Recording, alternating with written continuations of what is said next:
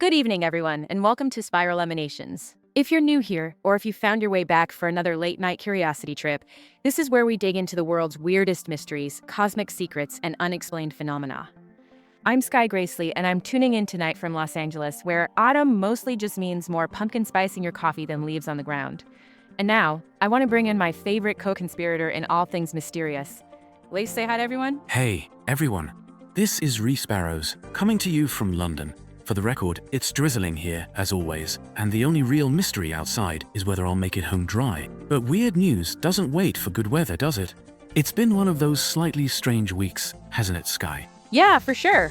Okay, so I had what I'll just call a classic Sky disaster.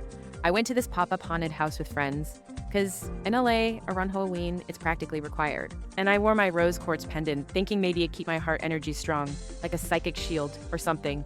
Well, spoiler alert, it did not protect me from a jump scare.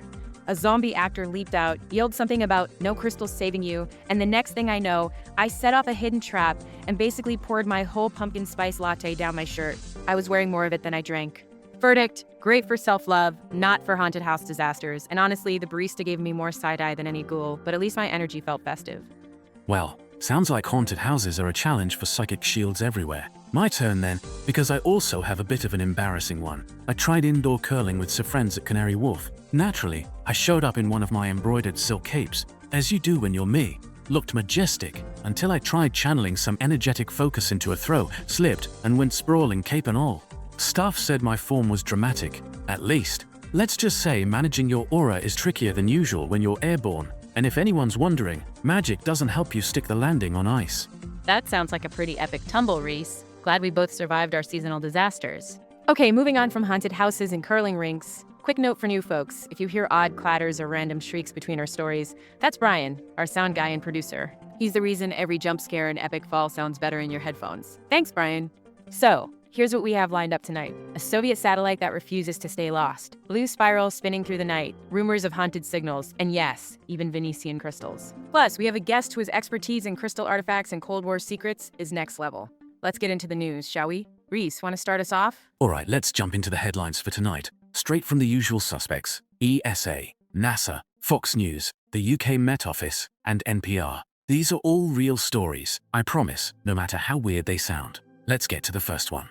First up, maybe the most jaw-dropping, Cosmos 482. This is a Soviet Venus probe launched in 1972. Yeah, as in, over 50 years ago. It was about 1,000 pounds of titanium, built to survive on the surface of Venus.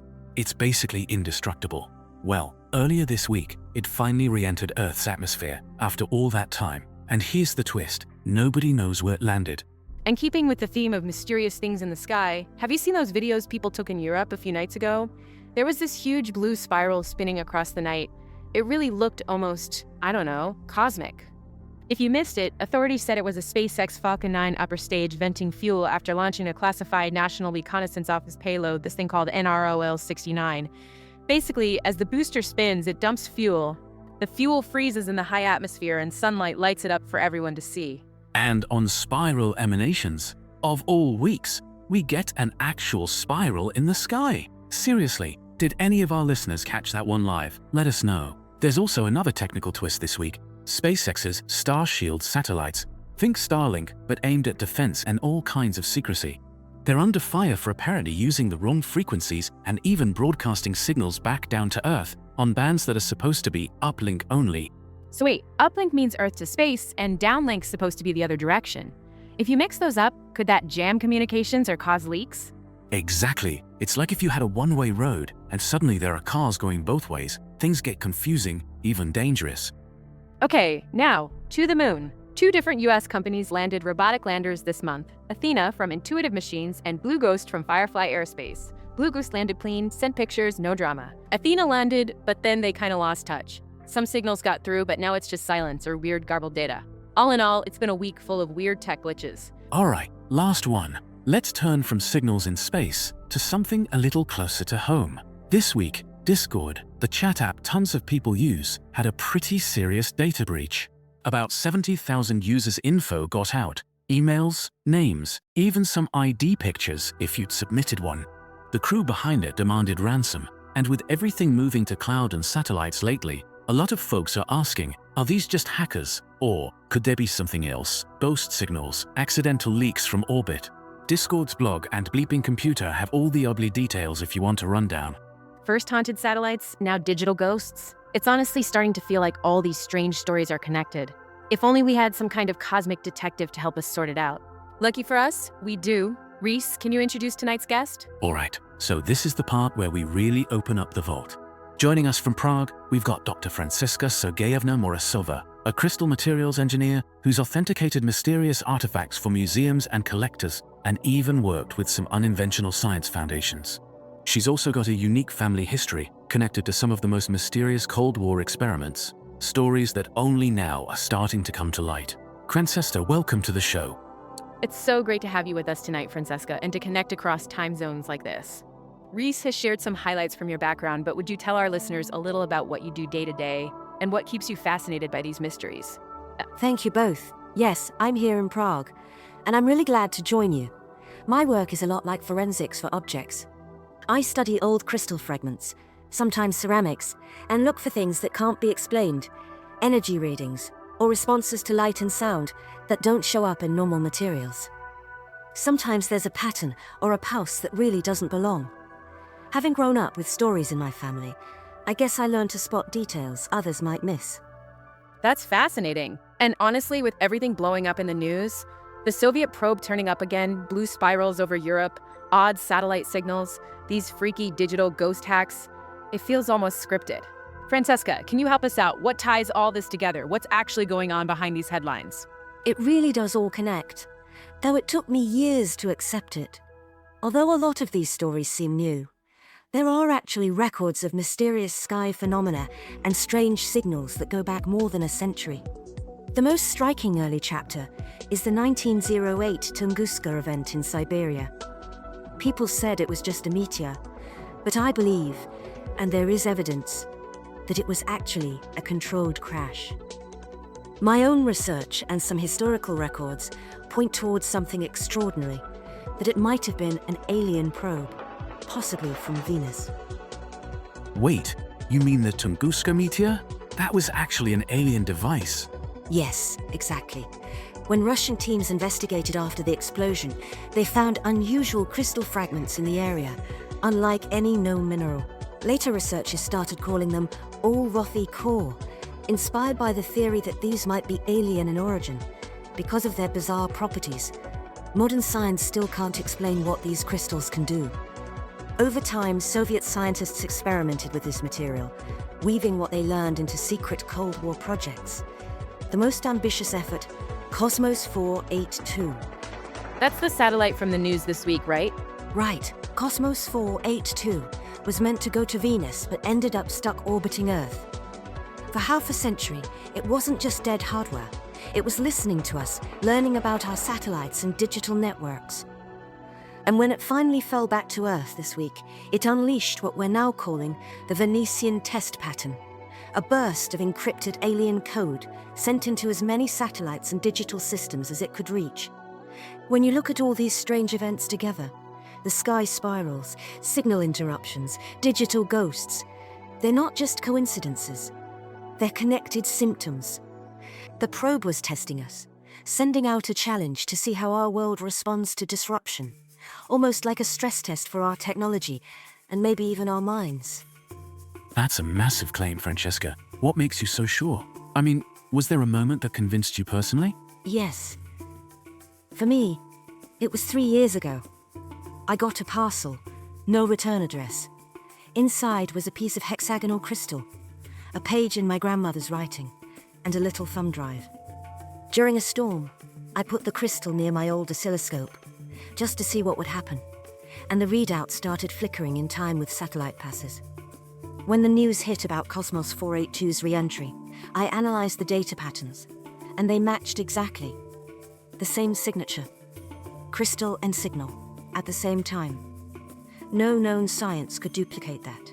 That's when I knew for sure we're seeing something not human at work. That's incredible. Thank you for sharing that with us. You've got science, you've got family, and now you've got the actual code. it really brings the heart right into the middle of this mystery. So, Francesca, after all those pieces were picked up at Tunguska, what happened? Is there a detail from that aftermath that would surprise a lot of people? Absolutely. Even now, I think it's unbelievable. After the explosion, investigators didn't just find flattened trees. They discovered tiny blue crystal fragments scattered through the soil, completely unprecedented at the time. If you put a magnet near one, it would actually pulse and glow faintly. A SARAS scientist described a fragment he handled as a music box for ghosts. Most of these fragments ended up hidden away in a secret St. Petersburg lab, far from the public. Only a handful of scientists and a few theosophists ever saw them up close. That's surreal. Did they try to get the crystals to do something weird or impossible? Like, did anything actually happen in those labs? There's one story everyone in my field knows. In 1911, an engineer tried to cut one of those crystals with a diamond saw. The whole lab suddenly heard a clear, ringing note, like crystals singing. Before the saw even reached the shard, the blade snapped, and along the spot he aimed to cut, there was a perfect hexagonal pattern, almost etched on its own. Those experiment notes ended up hidden in Section Z's archives later on, but the research continued. In 1948, the lab ran a full-scale test on one hybrid logic circuit. The machines started drawing endlessly repeating hexagonal spirals onto their screens. Then bang, everything went dark. The servers were erased, and a flood of encrypted data poured out. No one's ever cracked those codes. This was the first time we witnessed what I now call information resonance, an effect where alien and human tech interact with unpredictable and sometimes dramatic results. Wow, so it sounds like your family was deeply involved in all of this. How did this secret research eventually lead to the space program and Cosmos 482? Eventually, Section Z wanted to know if the alien logic would behave differently in space, or maybe contact Venus. So in the early 70s, they embedded a piece of the crystal in Cosmos 482. Officially, it was a Venus lander, but really, they wanted to see if the probe would act as a signal, or even wake up the old Rothi on Venus somehow. My grandmother, Galina, got scared by how far things had gone. So she slipped her own sabotage code into the probe before launch. After they lost communication, ground stations still got bursts of data.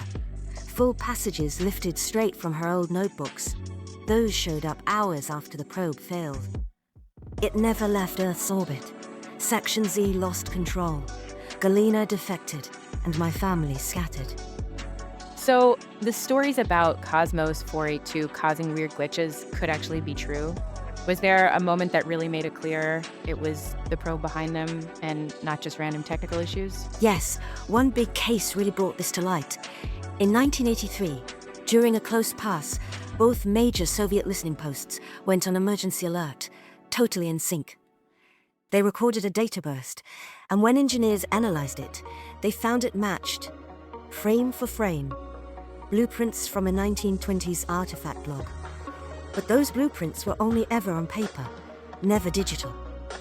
That was the moment experts realized Venusian code can slip right into our systems and leave a trail. So these effects have been happening for decades. But what about now? Are there specific signs our listeners might actually notice? Or is this all still just affecting satellites and big systems? The real shift started in the last few years. Once we had mega constellations of satellites, Cosmos 482 could use them like hosts. It started spreading its code. When it was falling out of orbit this year, the probe blasted out encrypted data. For about 3 weeks, people found fragments of hexagonal code popping up in amateur satellite logs, glitches in moon lander camera feeds, even Discord logs resetting to July 1978. If you see repeating hexagons or dates jumping back in time, that's not just bad luck. That's the Venusian signal. It's trying to see if we're watching, if we can even pick up the pattern. That's honestly a lot to process. I'm going to be suspicious of every strange timestamp from now on. Francesca, thanks for taking us through all that. I think my brain is going to be seeing hexagons for the rest of the night. You know, Francesca, while you were talking about the probe and all these patterns, I kept thinking about some really old stories. Like take Ezekiel's vision from the Old Testament. He described seeing these wheels within wheels, all covered in eyes, full of light, and making these wild sounds. Honestly, if you squint a little, that sounds a lot like your old rocky crystal structures. That's the one where the wheels come down from the sky, right? Exactly. And it isn't the only one. In Indian mythology, there are these things called vimanas. They're flying chariots, all made from geometric plates, glowing and humming as they move through the sky. When you describe the probe humming and using those complex crystal shapes, it's sort of uncanny. That's right. And what's astonishing is just how technical those old myths actually are. The details overlap almost perfectly with what we find in the lab. For example, with Ezekiel, I found Soviet sketches showing 2 hexagon shapes spinning in opposite directions, just like he described. The engineers who drew those said they made a ringing, chiming sound, almost musical. Those notes came straight from the first Tunguska tests. To take it further, I examined a museum vase from South Asia that's supposed to depict a flying Vimana chariot. The vase is decorated with blue stepped crystal designs, and when we examined them under a microscope, the 6-sided symmetry matched exactly what we see in Ulrofi samples. People got this geometry right 1,000 years before we had the science to explain it. You're saying the shapes Ezekiel described in his vision, those wheels within wheels, are literally the same as the crystal patterns you found? It's often almost like looking at a photograph. People didn't have the science to explain what they saw, so they just drew it as best they could. And those depictions match what we find today. And it isn't just ancient history. Right after the Cosmos 482 probe came down, there were widespread reports on Discord and satellite forums about a strange compressed file appearing all at once. People opened it and found this image. Perfect blue hexagons, exactly like diagrams found in old Soviet experiment notebooks about Tunguska. Not just some random meme, actual historical diagrams. Those reports were real. I was part of the team who dug into the code. The way those hexagons grouped, same as inside the Cosmos 482 crystal. We've never seen a computer glitch create something that specific. And no one outside a handful of labs should have known that pattern. Until now. So this is across the board. Old artifacts, lost notebooks, and even weird computer files online, all repeating the same symbol. That's not just a coincidence. That's a cosmic game of connect the dots. Francisca, how does it feel to watch stories and science and memes all line up like this? And Reese, what goes through your head when the old stories check out so precisely? Honestly, it's humbling. Sometimes I feel small, that we missed it for so long. But I'm also hopeful, because maybe seeing these patterns now is the whole point. Maybe recognizing the signs means we're actually ready to understand. That's all so fascinating, Francesca. Earlier, you mentioned Section Z, but I've read that there are other mysterious groups involved in these events, like the Kadiran Circle and the Society of the Spiral Key. Can you tell us about all these groups? How did they come about, and was there ever a big moment when their stories overlapped? There was. It was a turning point we later came to call the Tashkent Loss. This was in 1983. Section Z, that Cold War group, was moving a Venusian fragment across Soviet territory. Then, a rogue team sabotaged the convoy. Security collapsed. A dozen technicians were exposed to the artifact, and a major observatory in Tashkent lost power for a week. The blackout wasn't from an explosion. It was caused by something we later named informational radiation, a strange effect that seems to disrupt both electronic systems and, sometimes, people nearby. Informational radiation? Like it scrambled electronics? Or more than that? It wasn't just electronics. People who worked in the blackout zones reported odd mental effects, even lost time. That disaster made my grandmother, Galina, realize the Soviets couldn't be trusted. She and a small group split off, smuggled encrypted files, and formed the Kadiran Circle. They went totally underground. And the Society of the Spiral Key, how did that group come into the story? Where do they fit in with all of this? The Tashkent Loss leaked into Samizdat, that's underground press. It inspired some young scientists and hackers to dig into the files. That's how the Society of the Spiral Key formed, and after a while, they split into 2 groups. The Unlockers, who dived into the code no matter the risk, and the Wardens, who saw the dangers and tried to contain or even erase risky examples before anyone could get hurt. And you've actually seen this weird Venusian code pop up for real? Not just rumors, but in daylight, with your own eyes. Yes. Last year, in Zurich, I helped with a case at an AI startup. A new developer began saving odd files, full of hexagons and encrypted code. He had no idea what he was making. When anyone opened the files, the entire server network froze. We had to physically cut the power to clear it. There was nothing like malware or known viruses, just code that matched unique hexagonal patterns recorded in secret logs from an incident called the Tashkent Loss back in the 1980s.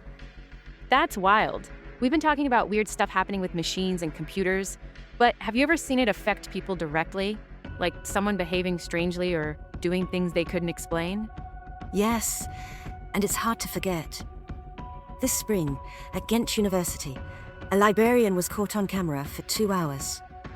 She was moving manuscript boxes over and over, setting them down in precise hexagonal grids, and then repeating.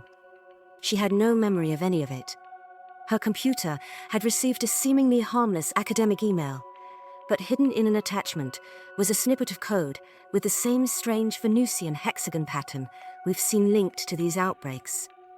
She recovered after a digital cleanse, but the case was kept very quiet. No one's figured out how that code made her do that. Who's trying to handle all of this now? Is it the secret societies? Is it governments? Or just random luck, which lab or hacker bumps into the next chunk of code? No one has real control. The Kadarin Circle tries to coordinate. Each member holds only a piece of the code, so no one can misuse it alone. They're scattered and under pressure. The Spiral Key Wardens have some links to cybersecurity groups, but their goals clash with what governments want.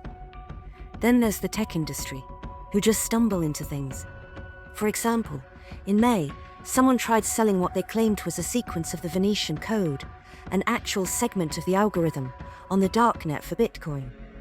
Both US and EU agencies tried to trace and retrieve it, but had no luck. Now, nobody really knows who ended up with that code or how many copies might be out there. Are these new events just random? Or is the probe, or maybe that alien Olrathi technology you mentioned earlier, still influencing us, nudging things along, maybe testing us?